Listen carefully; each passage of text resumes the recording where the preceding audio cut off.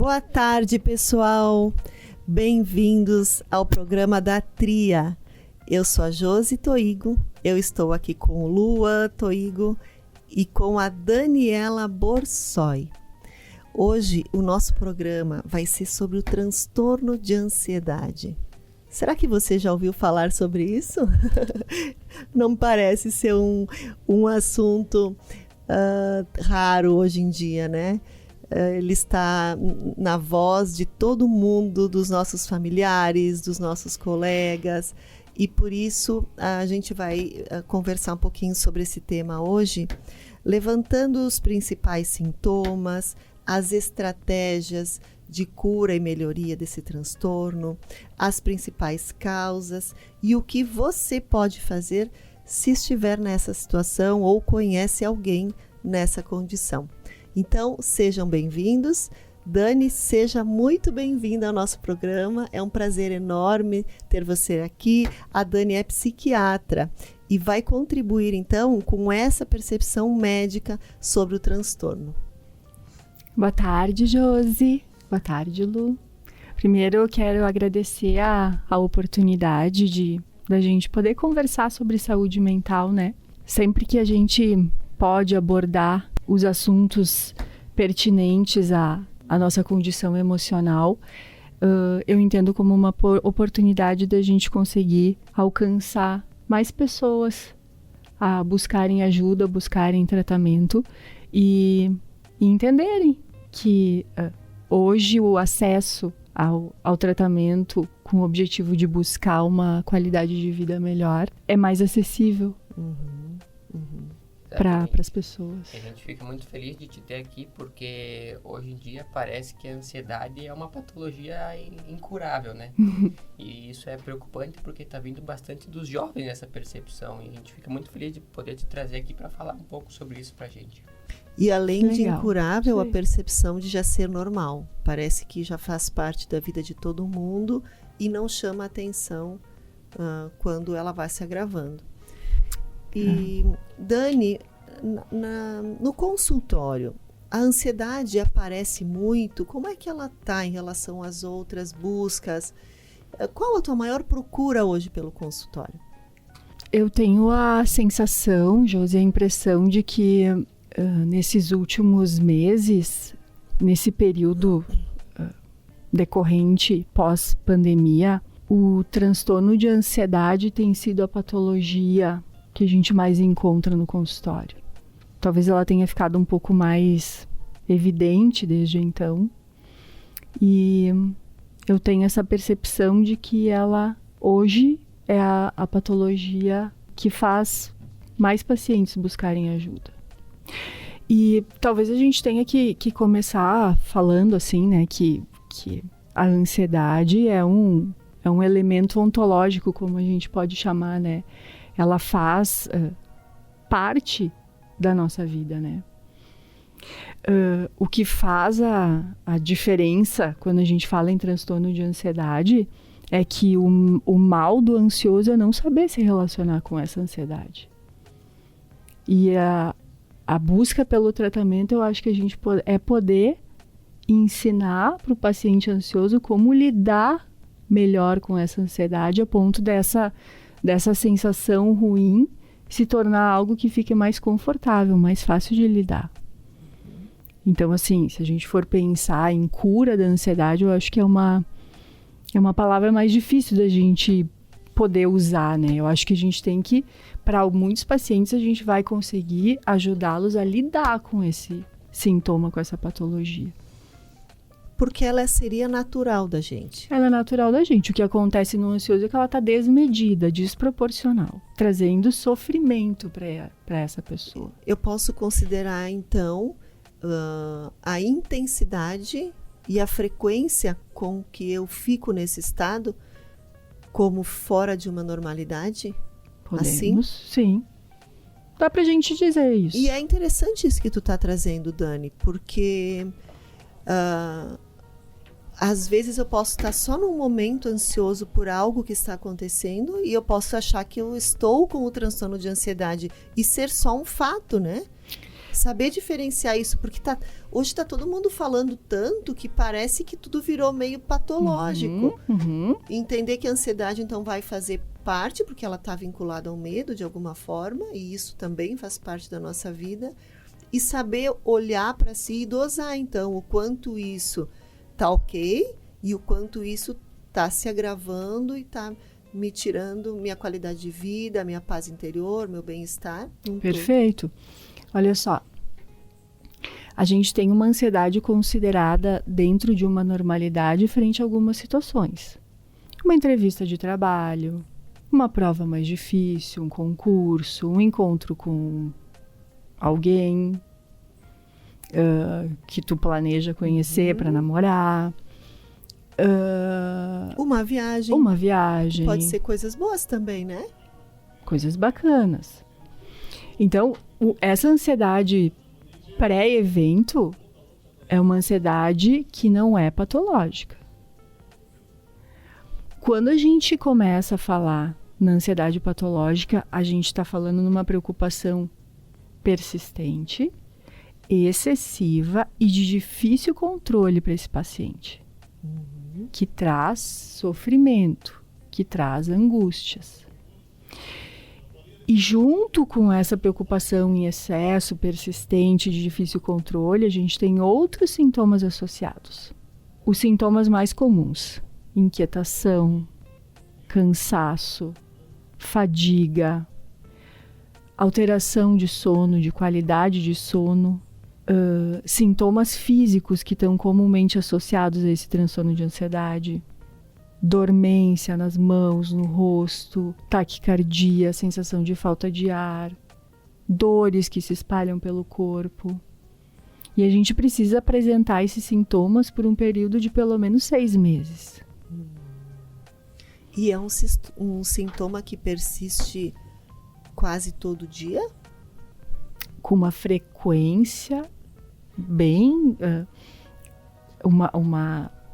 uma frequência importante no dia a dia daquele paciente, algo que ele não consegue lidar e não consegue controlar. Não necessariamente diariamente, mas via de regra essa sensação está frequentemente presente com a pessoa. E quando é que a pessoa se dá conta que tem algo errado com ela para que ela se mova a buscar uma ajuda? O que ela geralmente percebe nela? Que ela está perdendo certo controle. Olha só, eu acho que a gente tem que pensar que os sintomas físicos que estão presentes geralmente trazem os pacientes para consulta. O físico. Dor no peito, sensação de falta de ar, taquicardia, dormência, sudorese, alteração de temperatura, pressão arterial que está descontrolando. E é claro que quando a gente atende um paciente com essas queixas no consultório, a gente também tem que ter a preocupação de descartar doenças clínicas, né?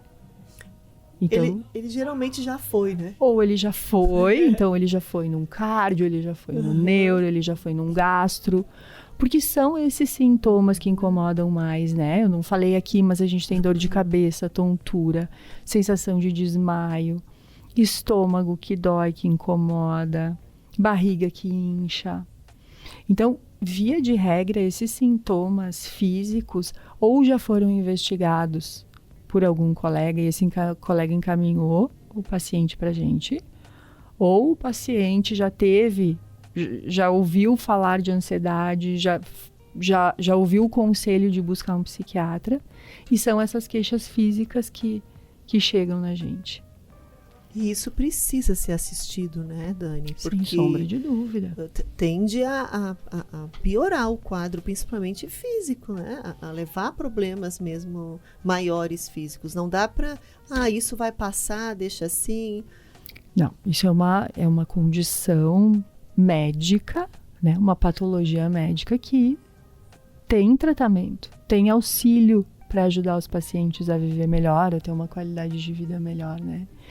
Então, as pessoas que estão sentindo que a preocupação está desproporcional ao fato que lhe incomoda, a cabeça que não descansa, que não para de pensar, Aquela noite de sono que tu até dorme a noite toda, mas tem uma sensação de que o sono não foi reparador, que não foi um sono que te descansou.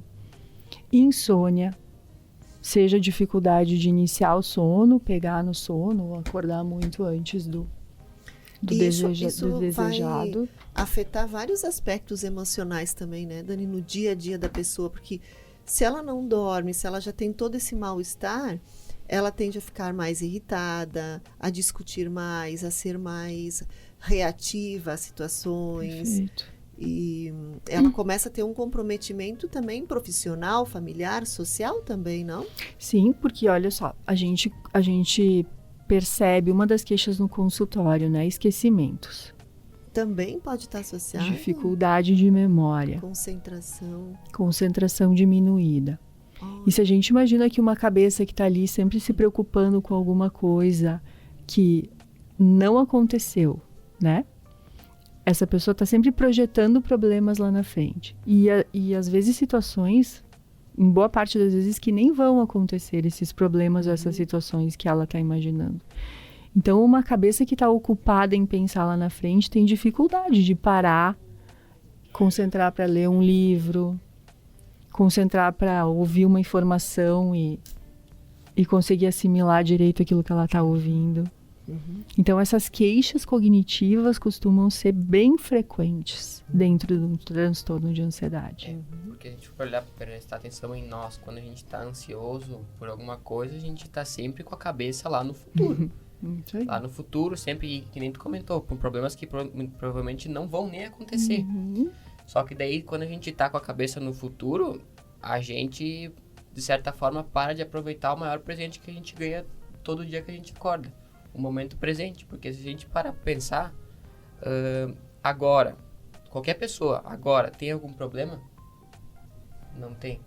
Ninguém tem problema no momento presente. Só que daí tem tantas preocupações, tanto de futuro quanto culpa e depressão relacionada ao passado, que nos impedem de viver esse momento presente agora.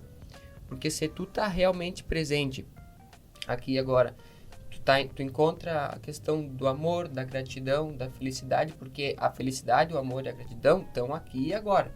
É só a gente escolher olhar. E a questão também da ansiedade, ela tem relacionada com alguma preocupação e medo do que pode acontecer no futuro. Mas eu tava até pensando que eu consigo aliviar a minha ansiedade, muitas vezes, tendo uma fé suficiente para ter a certeza de que meu futuro vai ser próspero. Por quê? Porque eu me controlo para viver o momento presente. E se eu vivo o momento presente, o que eu estou plantando para minha vida? Amor, gratidão e felicidade. Porque se eu estou presente aqui, eu consigo contemplar as coisas bonitas. E eu estou plantando isso. Então eu não tenho como colher algo diferente disso, né? E isso me alivia a minha ansiedade.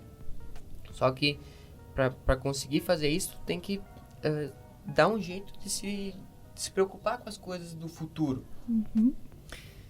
Até porque os estudos mostram que dessas preocupações relacionadas ao futuro, não chega a 2% percentual de fatos que realmente vão acontecer.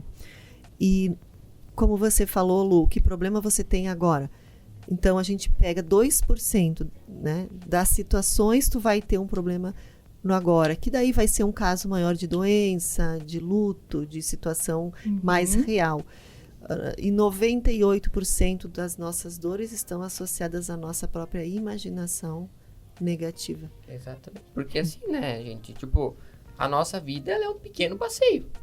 Pequeno que pode acabar daqui 10 minutos ou daqui 10 anos. O amanhã, se a gente for parar pra pensar, não existe. Não existe. E se tu tá vivendo o teu hoje com amor, que nem eu vou repetir, com amor, gratidão e felicidade, tu tá plantando o que pra colher no teu futuro hoje? É uma lei do universo isso. O que tu planta, tu colhe. Só que tu pode estar plantando isso de forma consciente, porque a plantação, ela significa a vibração do teu corpo, né? Pensamento, energia, realmente a frequência depois volta. Isso é plantação. Se tu tá plantando isso de forma consciente no momento presente, tu não tem como colher algo diferente de abundância na tua vida depois. Porque tu tá plantando amor, gratidão e felicidade. Dani, a ansiedade, a gente pode pensar que talvez ela vai iniciar sempre do pensamento, né? É um pensamento que vai liberar toda uma química, né? E emoções, e se forma o ciclo pensamento e emoções, né? E isso vai sendo projetado no corpo. E isso que o Lu traz acaba sendo relevante, porque se eu começar a monitorar o meu pensamento, eu consigo talvez aliviar essa ansiedade utilizando as ferramentas também do corpo, como a respiração, né? E exercício físico, alimentação. Vamos falar um pouquinho disso, Dani, sobre como a gente pode sair dessa situação, aliviar, ou até mesmo evitar que a gente entre nelas. Hoje a gente tem o recurso da medicação que auxilia muito, né? A gente sabe disso, mas quando a pessoa te procura, ela sai só com uma receita médica? Boa pergunta, Josi. Olha só, eu sempre converso com os pacientes no consultório no seguinte aspecto. A ansiedade que a gente tem muitas vezes vai precisar de ajuda química, né? A gente vai precisar de um remédio para ajustar neurotransmissores, que são o que mediam esses sintomas que estão relacionados à ansiedade. Eu sempre reforço que o remédio é uma das ferramentas que a gente tem. O remédio é uma das maneiras da gente conseguir aliviar a ansiedade. Mas eu preciso que a gente mobilize outras coisas nesse paciente. Então, a gente precisa que esse paciente tenha um recurso físico que nos ajude. Então, a gente precisa que a atividade física esteja presente de forma constante, como um hábito na vida desse paciente.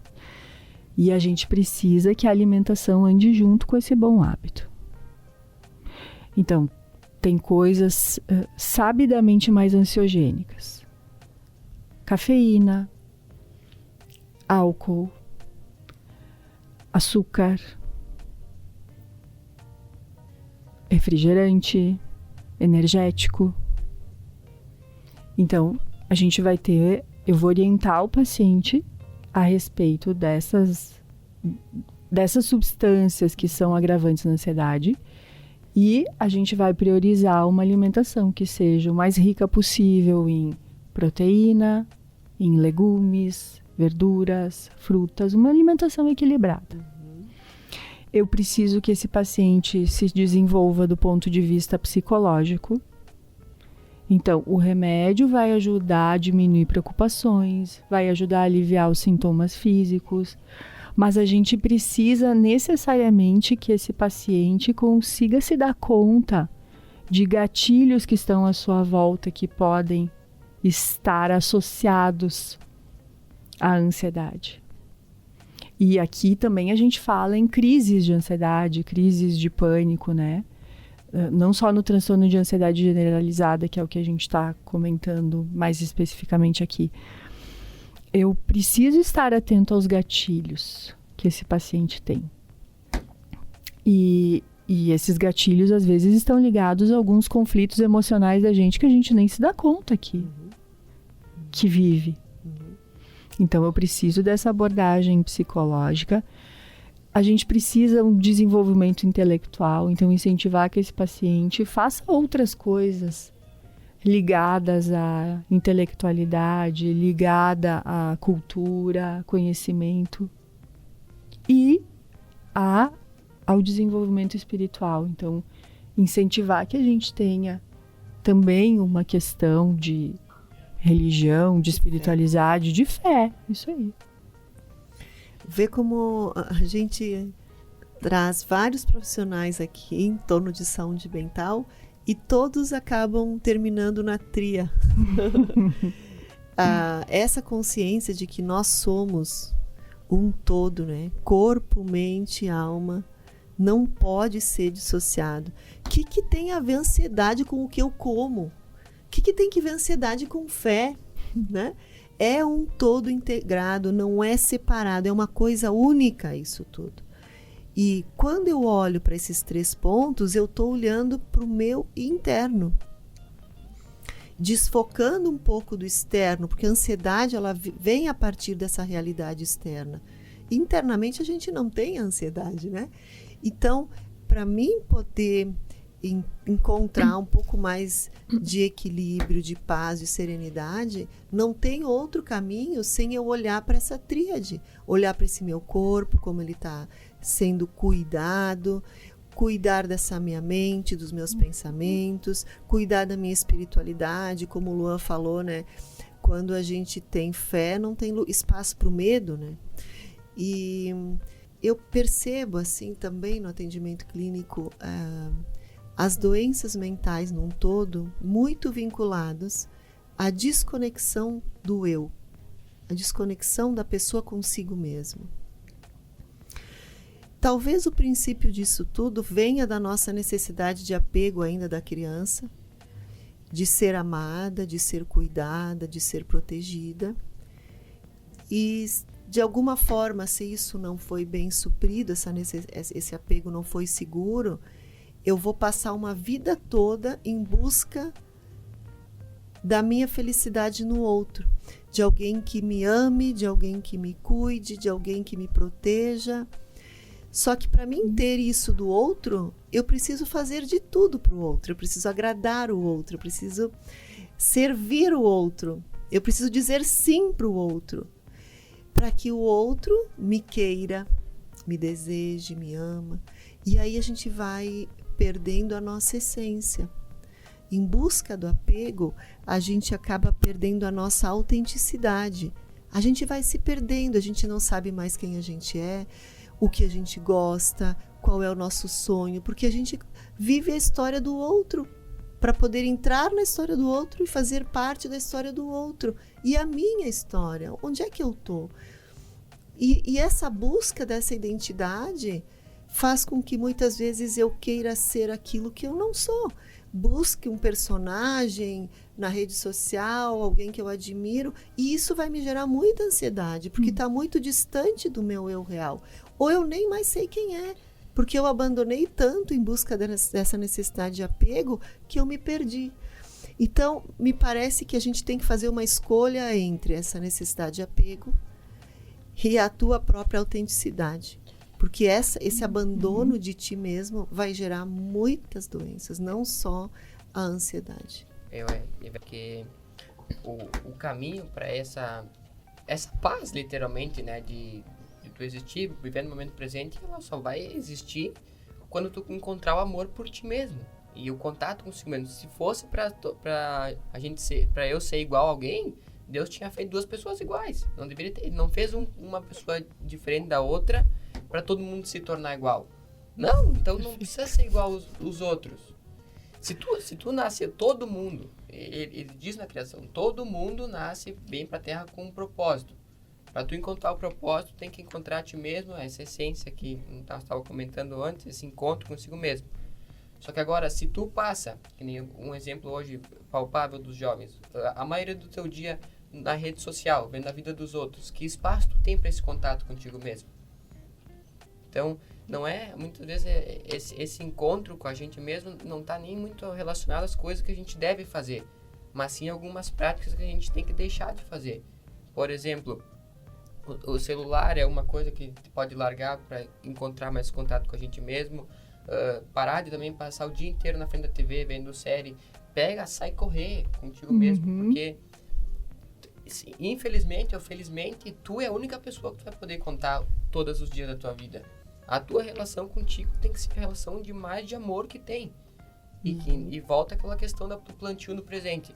Se tu tá com amor contigo mesmo, eu consigo ter amor por ti, eu consigo ter amor por ti, eu consigo ter amor pelas pessoas, pelo mundo. E amor não é aquele sentimento inocente. Não, amor é um mandamento, é uma força que vai... Então, o teu futuro, ele tá garantido. Não precisa ficar com medo do que tu vai colher no futuro. Tu tá plantando amor, tu vai colher abundância em todas as áreas da tua vida. E para essa consciência, enfim, eu precisei de um câncer na cabeça para encontrar essa força dentro de mim.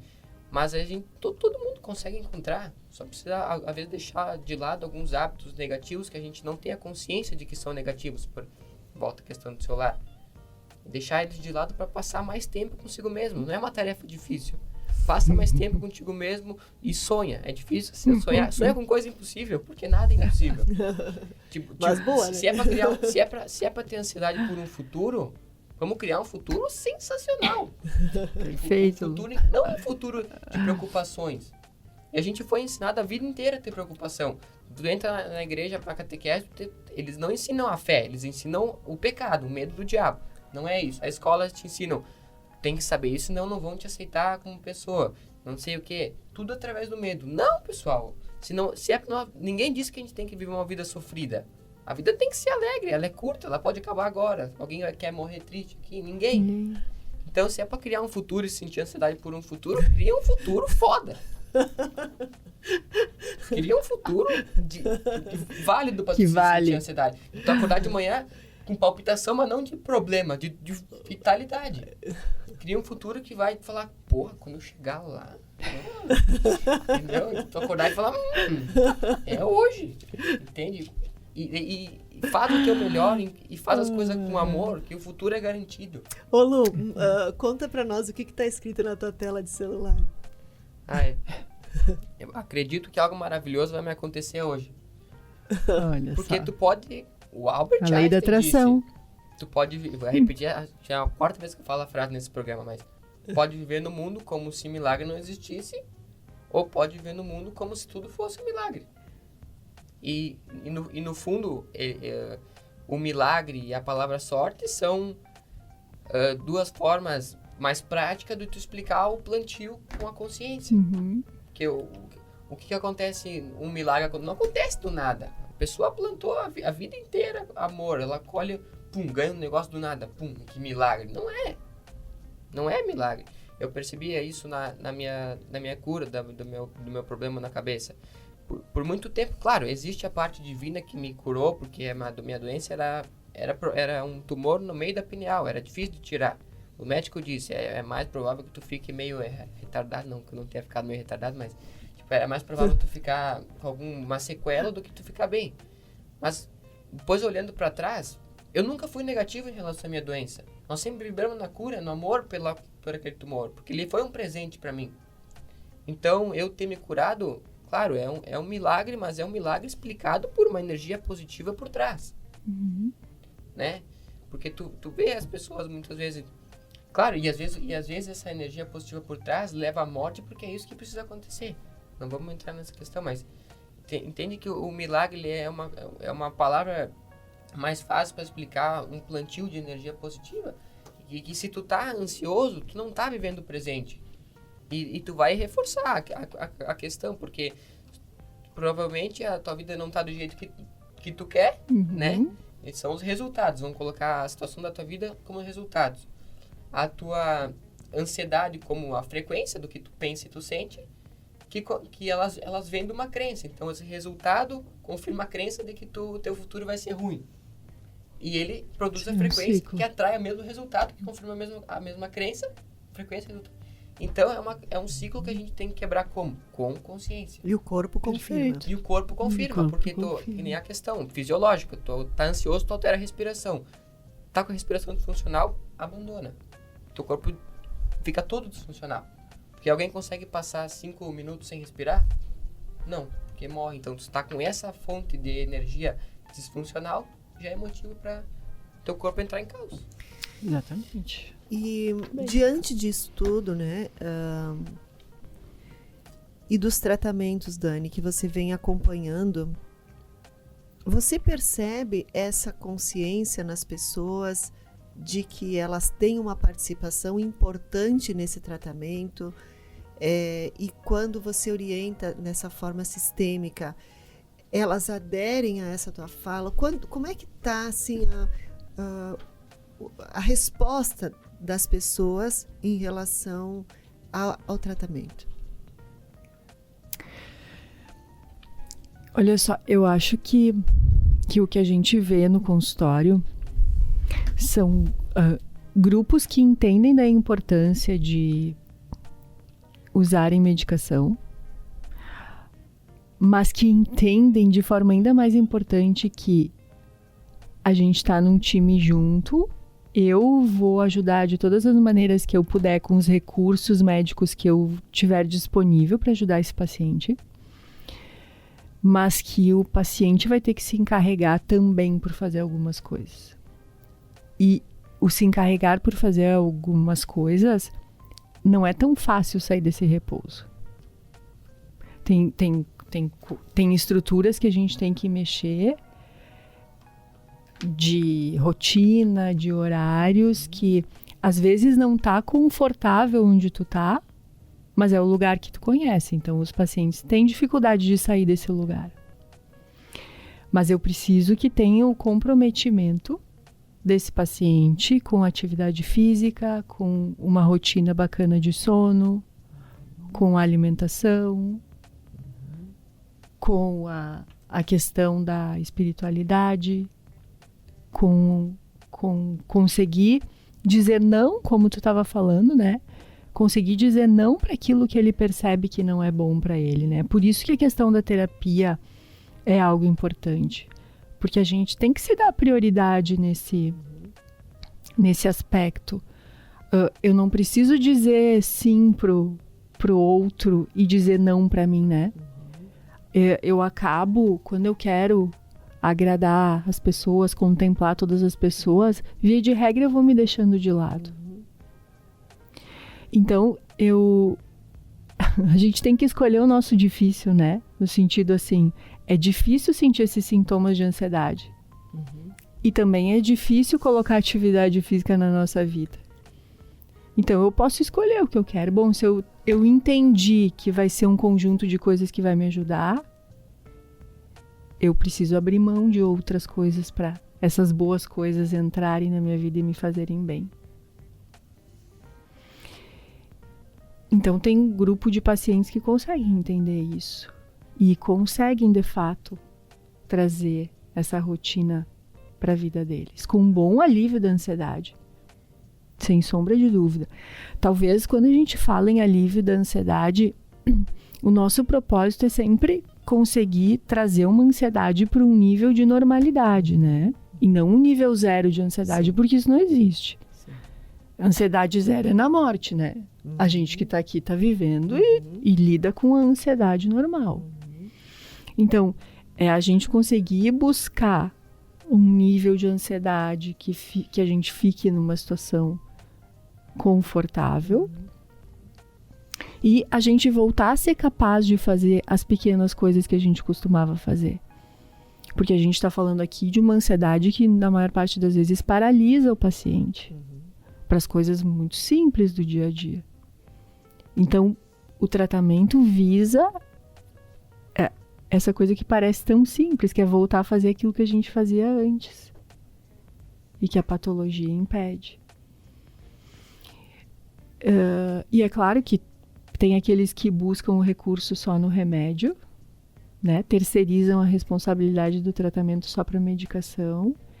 E nesse, sem dúvida, a gente vai ter um nível de melhora, uma evidência de resposta que é menor em relação ao grupo que adere às outras propostas, né? Porque a tendência vai ser só aumentar a quantidade da medicação. Porque ela vai ter que dar conta do todo, né? Ela vai ter que dar conta de tudo, né? A partir do momento que eu não faço aquilo que eu preciso fazer, o remédio tem que... Não, porque o remédio nunca vai fazer isso, né? Não. Mas, às vezes, o paciente tem o entendimento de que, bom, eu não fiquei bem como eu queria, eu vou lá para receber mais remédio. Isso. E daí, quanto mais remédio tu toma, menor fica a tua capacidade de pensar por si mesmo. E mais vulnerável tu fica às coisas externas, porque... que nem a gente falou, o que tu quer, como tu quer viver a vida, o que tu quer, para isso, para tu conseguir viver a tua vida a partir desse teu querer, tu tem que estar consciente do pensamento. Só que eu já fiquei dopado de remédio pra dor, assim, enfim, tu não consegue pensar direito, tu não consegue pensar, e daí acontece alguma coisa, aquilo lá nem passa no teu filtro de pensamento, já te afeta direto no peito. Tu tá dopado de remédio, vem alguém te manda, vai, não sei o que, alguém no trabalho, enfim, assim, não vai filtrar pela tua consciência pra falar, eu não quero escutar isso aí, pra me sair aqui, entra aqui. Não, ele vai entrar e vai... Parece que foi um tiro, né? A pessoa, qualquer situação, ela fica muito vulnerável ao externo, né? Essa questão aí, naquele livro do Mais Esperto que o Diabo, ele comenta sobre isso. Tudo que tirar o poder da pessoa de pensar por si mesmo vai trazer problema, porque ela vai estar como se fosse alienada ao externo e tudo vai interferir nele, né? E geralmente a pessoa que não se compromete com o tratamento, ela vai ter esse aumento da medicação e ela geralmente associa a outros fatores compensatórios, como o álcool, a comida, é o contrário, né? E aí vai entrando nisso também de alienação. E olha só uma coisa que eu também acho importante, que é assim, a ansiedade patológica, ela tende a deixar a gente hipervigilante para tudo, né? Tu tá sempre em estado de alerta. E às vezes esse estado de alerta, de hipervigilância, o nosso corpo sente a necessidade de aliviar isso. E aí, como é que a gente busca esse alívio? Comprando, bebendo, No sexo, na droga, na comida. E se a gente for até olhar assim, a nível do corpo, né? Esse estado ali de alerta é como se fosse o luta ou fuga, né? Tu tá hiperventilando, inconscientemente. A hiperventilação, como a respiração é a principal fonte de energia do corpo, tu respirar de forma disfuncional, a tua energia vai cair. Só que a gente, como muitas vezes leigo do assunto, relaciona a energia com a falta de comida. Se entope de comida. Que nem a nutricionista falou pra gente, tu nunca vai comer uma coisa saudável quando tá assim. É verdade. Vai procurar o açúcar. O açúcar... A ansiedade pede o açúcar. E o açúcar reforça ainda mais a ansiedade. É um ciclo que tu tem 1001 coisas pra se ferrar. E o externo colabora com isso. Colabora muito com isso. Desde as notícias até a alimentação, até tudo. Colabora. Até as ofertas. O Instagram é uma fonte de ansiedade. Perfeito. Uma pessoa de, 14 anos, que ainda não sabe o que é da vida, né?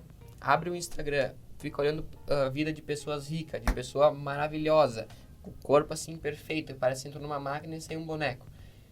Ela relaciona com a vida dela, olha, mas eu não sou tão rico assim, eu não sou tão feliz, eu não sou tão bonito. Então eu não presto. E ela já começa a fazer essa relação. Então, por isso vamos chamar de chato. Volta a falar que minha mãe também falou, tu não fala de propósito. Aí eu vou falar de propósito hoje. Eu vou falar de propósito de novo. Uma pergunta que todo mundo deveria se responder. Por que eu tô vivo? Quase ninguém sabe. O diabo diz 2% da população não sabe o propósito da vida deles. Por que eu tô vivo? Quando tu falar diabo, não sei se eles vão entender que tu tá referindo ao livro, ao né? Livro. Senão vão pensar que tu tá se comunicando com o diabo aqui. Não falo com o diabo. E o diabo, como muitas pessoas pensam, pelo contrário, ele não é uma pessoa. O diabo é energia negativa. Ele não é alguém que tá lá querendo punir alguém. E muito pelo contrário de muitas religiões em si, não. O diabo não te pune após a morte. Ele te pune aqui. Porque se tu tá com a cabeça presa na ansiedade e no medo, o que de bom que tu vive na tua vida? Tu vive a vida que tu realmente merece, abundante em todos os aspectos? Claro que não. Porque o medo te paralisa. Então é essa consciência e reforça. A gente foi ensinado a vida inteira a ter medo, a se prevenir das coisas. Não a sonhar tudo positivo. Aquela questão do e se dá, e se é sempre pro lado negativo. Ah, cuidado, eu vou sair. Ah, mas e se acontecer alguma coisa? Sempre pelo negativo. É um viés negativo sempre, Sempre né? pelo negativo. Verdade. E talvez, né, Lu, a gente também falar sobre isso, assim, todo mundo tem dias difíceis, né? E nisso a gente não fala sobre... A gente não tá falando que isso significa doença, né? Não. Longe disso. Mas em dias difíceis, né, a gente talvez buscar exatamente isso que tu tá falando. Vamos dar um tempo nesse excesso de informação que vem da internet. Olha pra si. Vamos olhar pra si, conversar com alguém especial, alguém que tenha boas coisas pra te dizer. A gente poder acolher isso que a gente tá sentindo, né? E por isso a importância também da gente se conhecer dentro dessa questão da psicoterapia, né? Acolhe aquilo que tu tá sentindo. Não te cobra por aquilo que não tá no teu controle. Exato. Porque tem coisas que vão fugir da gente. Distrai a tua mente com coisas legais nesses dias difíceis. Exatamente. E se a gente for parar para pensar, qualquer problema, qualquer adversidade, ela é uma bênção disfarçada. Porque o que as adversidades nos fazem com a gente? Interrompe esse ciclo de padrão e de resultado e de frequência. Ele interrompe. Ele te faz pensar por si mesmo.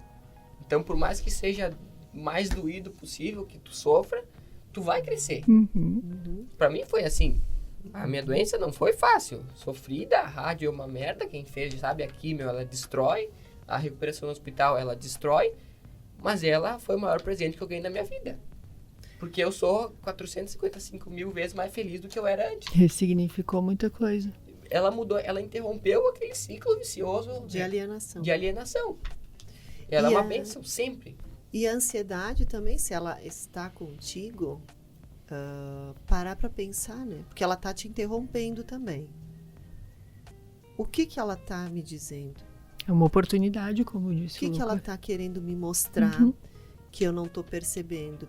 O que eu preciso parar de fazer ou começar, né?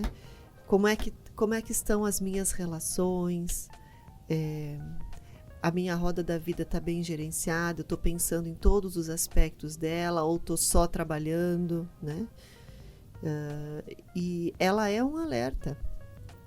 E ela pode lhe servir muito se você levar por aí.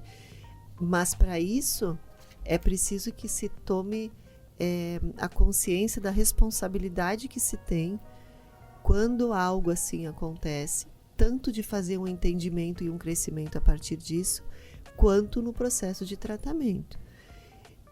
E não terceirizar o nosso problema para o médico, para o psiquiatra, para o psicólogo, entregando, né? Me cura disso, né? Não, a gente tem algumas coisas, alguns elementos que a gente pode acrescentar ali, mas a essência de todo o movimento está muito longe de ser nossa. A gente contribui, mas todo o movimento de transformação ele é interno. E eu percebo hoje um percentual muito, muito pequeno de pessoas que fazem esse movimento por si. Eu diria que, na minha experiência, não passa de 20% as pessoas que realmente pegam o problema na mão e assumem a responsabilidade sobre ele. Muitas vezes eu atendo uma pessoa no consultório que vai para o psiquiatra e omite informações importantíssimas para o psiquiatra ter... para ser mais assertivo, inclusive na medicação ou no próprio diagnóstico, omite porque é melhor eu não contar, senão ela vai me mandar parar de beber, vai mandar eu parar de usar droga e eu não vou, então eu nem conto, né? E aí o tratamento já não fica coerente com aquela pessoa, a gente não consegue evoluir em termos de psicoterapia. Por quê? Porque nós somos alguns braços que vão auxiliar na tua jornada. O movimento essencial, ele vai acontecer dentro de ti. Buscando todas essas ajudas, mas a decisão de se transformar para algo melhor, ela está totalmente interna. Josi e Lu, eu também queria deixar claro, assim, né? Porque às vezes a gente falando sobre tudo isso, né? Parece fácil falar no sentido assim, vai, busca ajuda, toma um remédio e vai te exercitar, vai comer bem, né? Mas eu queria deixar aqui reforçar alguma coisa no sentido de a ansiedade, ela é o transtorno de ansiedade generalizada, crises de pânico, as fobias, elas são patologias que tem um fundo fisiológico nisso tudo, né? Então, muitos pacientes, quando chegam na primeira consulta, eu não vou conseguir fazer muita coisa além de medicar os sintomas, ajudar esse paciente a dormir melhor, a tirar ele desse estado de sofrimento que ele está, e Para isso, a gente sabe que o remédio, via de regra, ele demora pelo menos de 2 a 3 semanas para começar a nos ajudar a ficar melhor, né? Então, assim, num primeiro momento eu quero tirar esse paciente desse lugar onde ele está.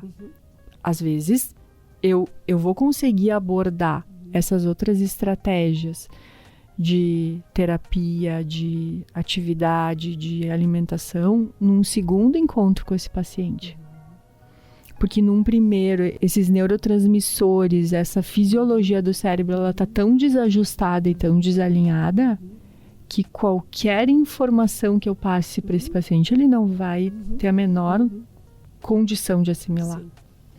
Então, a gente espera a questão fisiológica regular com a medicação, ou pelo menos aliviar, né, com o remédio. E a partir de um segundo, terceiro momento, quando esse paciente vem mais tranquilo, mais aliviado, a gente vai costurar Sim. essas outras combinações Sim. e estratégias, né? E para psicoterapia é a mesma coisa. Porque se ele está com a cabeça muito perturbada, muito confuso, ele fala, eu estou confuso, me sinto desequilibrado, a gente não consegue trabalhar com profundidade nada. Então, muitas vezes também eu oriento a medicação para que a medicação centre, acalme e te dê condições de novo retomar a tua consciência. Bom, agora sim. Então, agora Isso vamos aí. trabalhar esses pontos. Sim, concordo absoluto. Isso aí, então, tudo tem o seu timing, né, no tratamento. Por E isso aí- que é importante também quem está escutando ir sintonizando e se situando com o seu próprio quadro e com o quadro das pessoas que estão acompanhando, né? Para que a pessoa também consiga fazer o movimento a partir do momento certo. Mas o incentivo de quem está ao redor, né? O incentivo para melhora, né? De que você não é uma pessoa com transtorno de ansiedade, você pode estar com ansiedade naquele momento. Então, não é uma coisa que te condena para uma vida toda. Isso pode ser modificado e pegar isso, né? Porque senão tu te coloca um rótulo e se esconde por trás desse rótulo a vida toda como uma conformidade. E não, nós somos muito mais que isso, né? Mas tem casos, sim, que tá muita confusão mental, que precisa dar uma acalmada nisso, para depois entrar com recursos. Isso é verdade.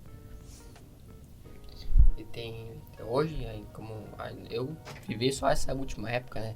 Depois do século XXI, mas parece que essa época nossa agora tem muito mais estímulo pra tu vibrar numa energia negativa, né? Pra tu se afastar de ti mesmo. Porque hoje tu não vê mais algumas pessoas, tipo, até em questão de livros, escrevendo livros profundos que nem eram um tempo atrás, que tu pega os livros assim de um século atrás. Tu vê umas coisas, meu Deus, como é que os caras descobriram isso?